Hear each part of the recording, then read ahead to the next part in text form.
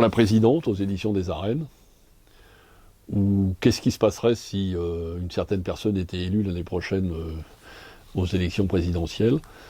Alors je ne suis pas très fan du dessin parce que c'est un peu spécial, parce qu'on a l'impression que c'est un peu des photos qui ont été redessinées.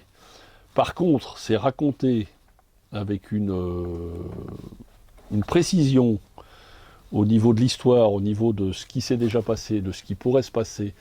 Il y a beaucoup d'interventions des journaux, des journalistes, des chaînes d'information et tout ça. Donc ça se lit vraiment comme une bande dessinée à la fois politique, économique et historique sur ce qui pourrait se passer si la Dame Blonde arrivait au pouvoir l'année prochaine.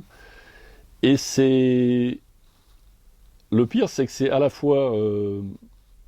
c'est pas un truc catastrophique et tout, enfin catastrophisme, enfin si, la fin quand même, mais c'est que c'est cohérent, je veux dire, l'histoire est cohérente, les choses se mettent en place, ça fait peur, hein, et ça peut arriver, quoi, c'est ce qu'ils disent sur la truc.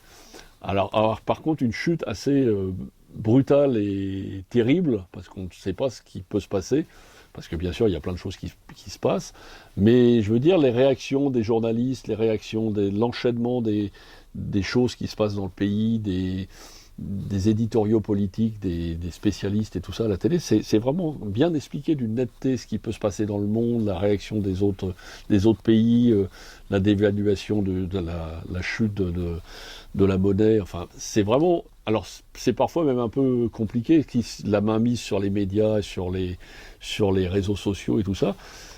C'est cohérent, logique, ça fait très peur, ça fait frémir, et avec une chute qui nous laisse quand même frémir. Voilà, ça vaut le coup d'être lu. La présidente aux éditions Arène BD.